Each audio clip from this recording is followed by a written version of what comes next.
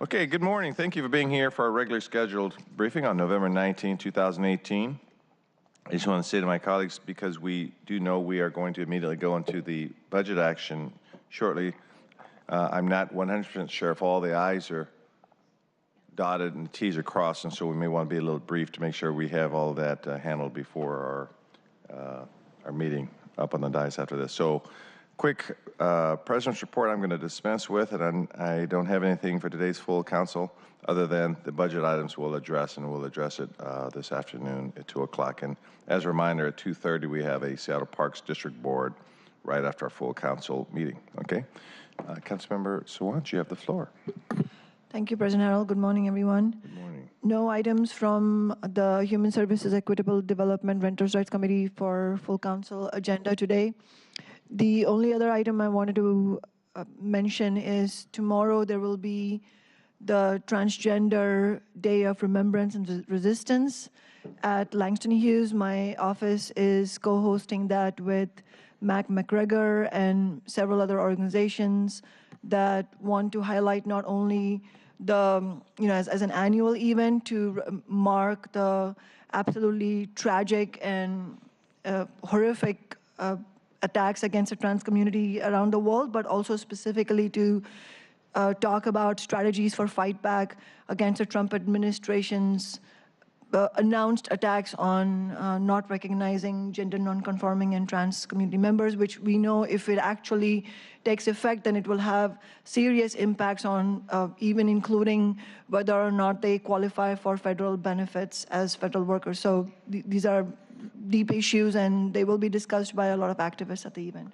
Thank you, Councilor Sawant. Tuesday at Langston Hughes, is that what you said? Yes, I can share the information. Councilman Herbold. No items on the full council agenda today. We'll be having a Civil Rights, Utilities, Economic Development, Arts Committee meeting next Tuesday, the first one since budget cycle, and I'm showing leadership today. I don't have anything further to add. Okay, we could go for that. Thank you, Councilman Herbold. Councilmember Johnson is passing around documents. Yeah, thanks. I wanted to leave those on the table for our colleagues who might be showing up late, and I'm not showing my most dexterity, my most amount of dexterity this morning. I wanted to hand out this memo that came out late on Thursday to make sure that my colleagues are aware of the work that we have been asking the Planning Department to conduct. This is a memo from the Office of Planning and Community Development that we had asked for in October or so, just to have an understanding about the kind of funding that we have lost as a result of the delay of the mandatory housing affordability citywide legislation.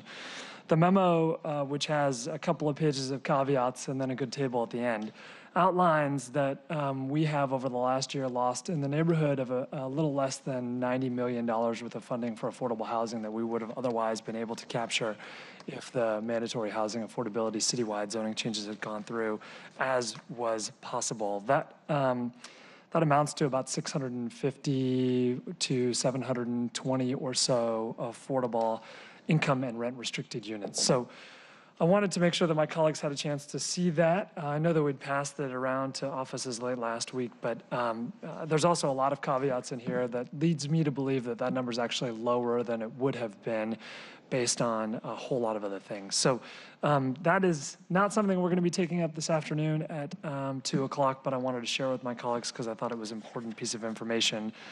We do have an expectation that the MHA implementation that we've done in 6 different neighborhoods will contribute at least $13 million into the city's notice of funding availability in December when the Office of Housing goes out to say how many resources they have versus how many projects they can fund. That $13 million is $13 million we wouldn't have had if we hadn't implemented MHA, and this just highlights how many more resources we could have had if we'd been able to pass the citywides earlier. Council President? That's it for me. Thank you. We have some comments on that. Councilman Herbold. I do. I just wanted to let you guys know that I just sent to your inbox the press release from when the legislation was introduced. It's the press release from then Mayor Burgess, and it was sent on November 9th. And in that press release, it identifies the fact that the council intends to hold a slate of open houses and hearings across the city through August 2018. So I appreciate that the memo documents what would be lost in a theoretical year delay, but I don't think we, at the time that the legislation was introduced, which was also before the appeal, I don't think we anticipated voting on the legislation before August of 2018. This is not a place where we usually do the kind of policy back and forth, but if you'll allow me to respond, Council President. Please do. You know, when we originally asked for the legislation, it was delayed by about a year before the final MHA legislation was actually transmitted to us. And when it was transmitted, we, as you know, Councilmember Herbold, that legislation has been appealed, and that appeal has been on hold for a year. So from my perspective, we're a 2-year delayed process. I think that this memo is conservative about the resources that would have come into the city for affordable housing if we had not had those delays, but still factors into the account what would have happened had we had a 1-year delay. My goal here is to remind folks, I think, of the critical nature of affordable housing funding and the resources that are currently both coming into the city and could continue to come in if we were to adopt the citywide mandatory housing affordability program. And moreover, I just want to remind my colleagues that my folks think that we're coming to near the end of the development cycle. And one of the common complaints that we're getting from folks is that we might miss that opportunity to collect an important progressive revenue stream from folks in the development community who would have to pay or perform within the program. So I wanted to highlight that for colleagues. It is work that I asked to be completed. I know that many folks had asked for what my sort of back of the envelope calculations would look like, and it was, I think, about in this neighborhood. So important information that I thought needed to be shared. Thank you for that.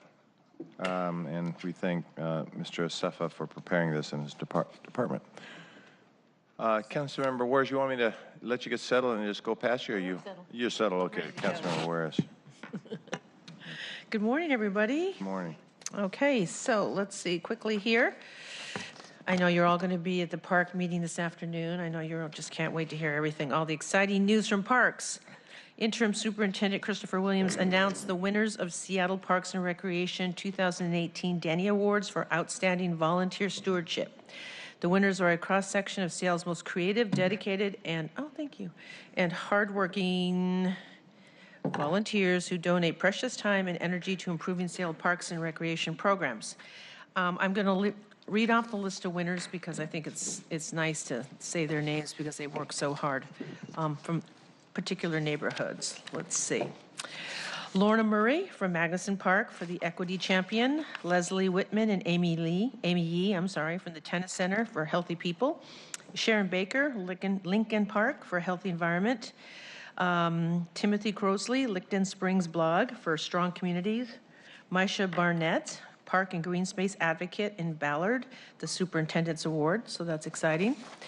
Last week, we had a Park Districts Board meeting where we received the Department of Park and Recreation's midterm report. We have a second meeting this afternoon immediately following full council, and I will note 2 important things for today's agenda.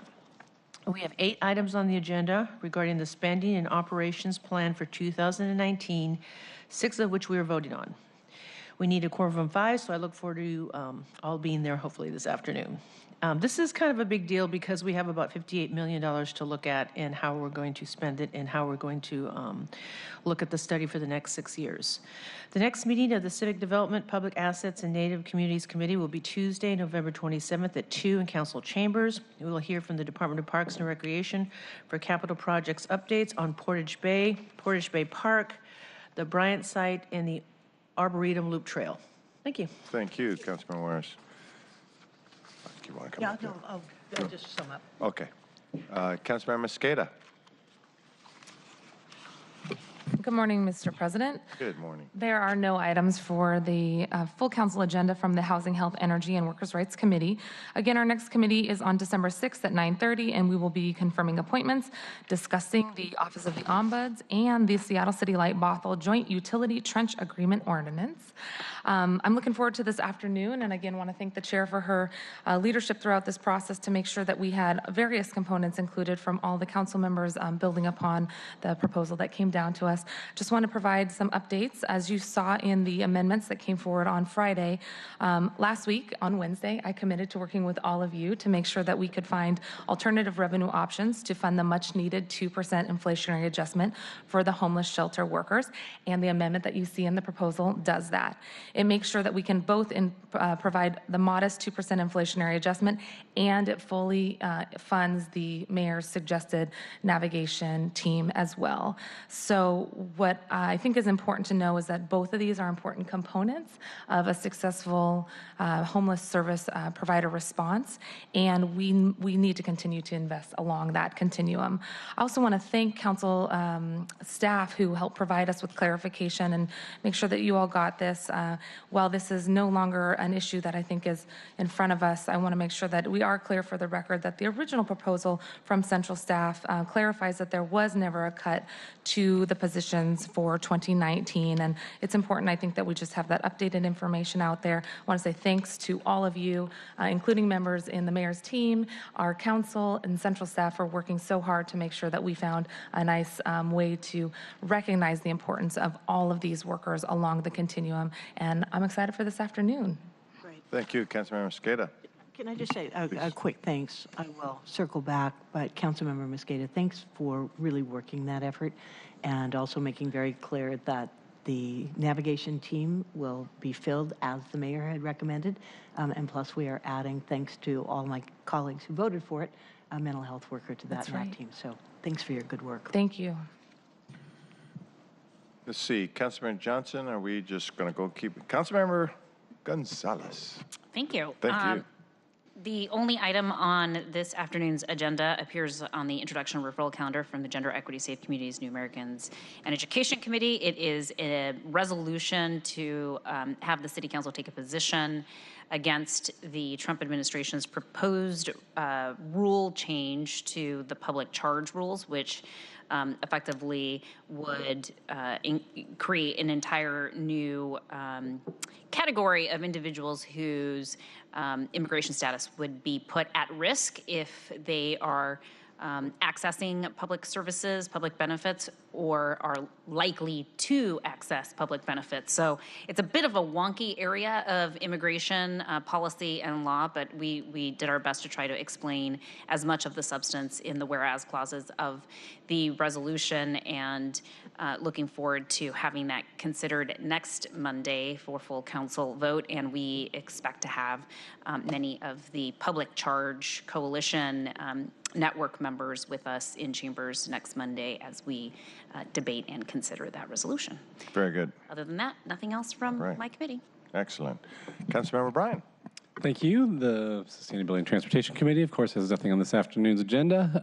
The only thing I just mentioned, which is a budget item, but I want to just flag for folks, is part of this afternoon's agenda will be a resolution about transferring properties that are currently owned by the city but operated by human service providers that have mutually offsetting benefits. So I believe we will discuss that in our budget meeting coming up, but it'll be a separate resolution as opposed to a green sheet is how we're approaching that. Thank you, Councilmember Brown. Okay, Councilmember Bagshaw, all eyes are on you. You have the power right now. Do actually, thank you, but actually we do, and I do want to say great thanks to all who are at this table that have been working so hard, and also to acknowledge council central staff. Once again, I blew up their weekend, but hopefully that will be the last time for a while. Special thanks to Jeff Sims, who went through and helped me really get a handle on all the monies that we are identifying, spending, allocating, RFPing around food banks, food services, fresh bucks, all of that. And I want to say thanks to council members, whereas Councilmember O'Brien, thank you for talking to me about how we can work this. I will talk more about it when we're at the dais, but thanks very much for being willing and to being clear, and I think that we're there. So again, Kirsten and Council Central staff, everyone has just been so accommodating. I really appreciate, I know that you've heard me say thank you before, but I want to say thank you again. Also, those of you in the human services community that have helped us understand how important it is both to add the 2% across the board, but recognizing too that the coordinated services, the needs that we have across the city and the county and ultimately across 3 or 4 counties is where we need to go with some really additional hefty investments. So we'll be talking more about that starting as soon as this budget is over.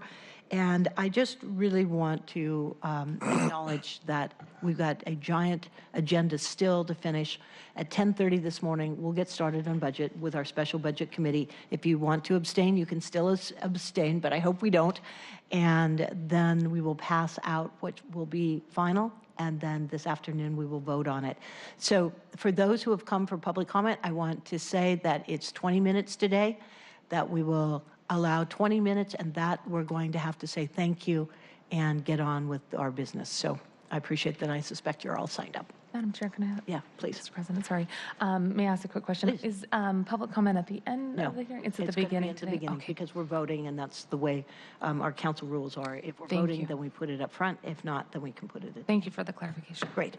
Well, that's it. Okay. So at 2 o'clock, we're passing it over to you. Okay, so 10:30, will anyone have any closing parts? I did want to say one thing. We had a weekend with the, at the Royal Esquire Club. We honored Chief Best, Chief Scoggins, and Director Robert Nellums, and the mayor was there and stayed for the entire event, and it was a scholarship dinner. I sort of emceed and helped direct the flow of events, but it was hundreds of folks in District 2, and they gave 3 scholarships to 3 deserving 2 African-American females, seniors going to school, and a young African-American male. So great evening and well attended. So, and that organization is doing some great things for the community. So, okay, see everyone at 10:30 up on the dais. 10:30 on the okay, dot. very good. We Thank are you. adjourned. Thank you.